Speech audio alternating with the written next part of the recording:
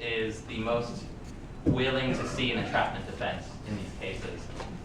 If you look at the previous cases of entrapment, one of the things that has worked against defendants and I think works against Muhammad is the horrific nature of the plot.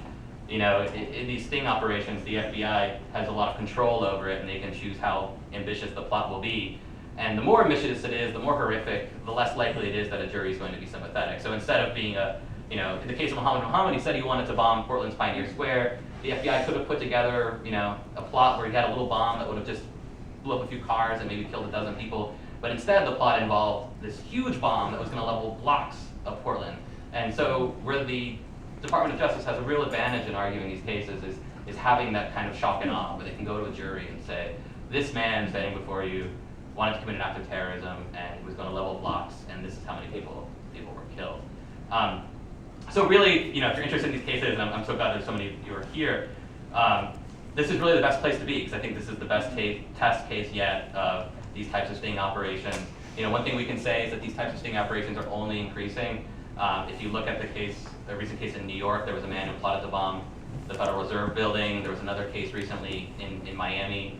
And in all of these cases, there's a really clear thread, which is that either an informant or an undercover agent was used as the primary operative, almost as an agent provocateur in some cases, and that none of these men had capacity on their own. None of them had any access to weapons. It was the government itself that provided these weapons.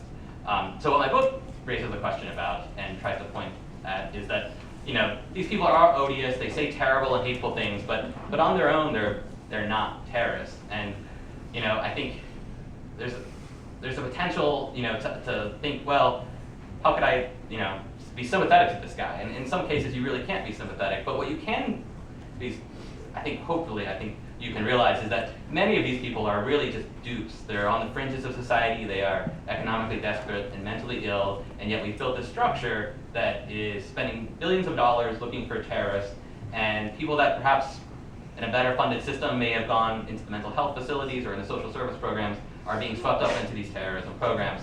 And we're not really finding people who would commit acts of terrorism. We're finding people who maybe aspire for whatever reason or say they want to commit an act of terrorism, but on their own have no capacity. And then the FBI presents them with that capacity and is able to charge them as terrorists and ultimately subject them to minimum sentencing guidelines that on their own they never would have been able to build a crime capable enough to meet those guidelines.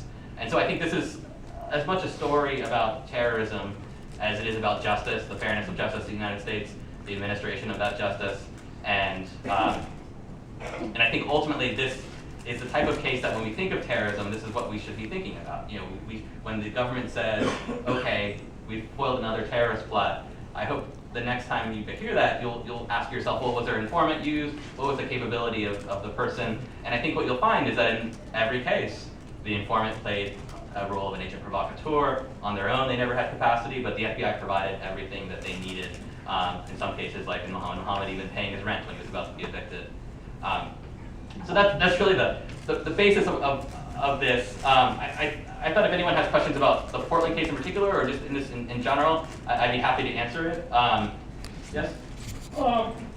So I'm a little bit curious about the recorder malfunction, and I'm not an attorney, so I can't really say how it would play out. But it would seem like the defense would want to question the FBI about the specific nature of the recorder malfunction. And I'm assuming that short of committing perjury, the FBI would have to give more details about what screwed up and how it screwed up, and enough of these questions were asked about these recorder malfunctions over and over again, the truth might come out. Right. That's a great question, because this is a consistent problem.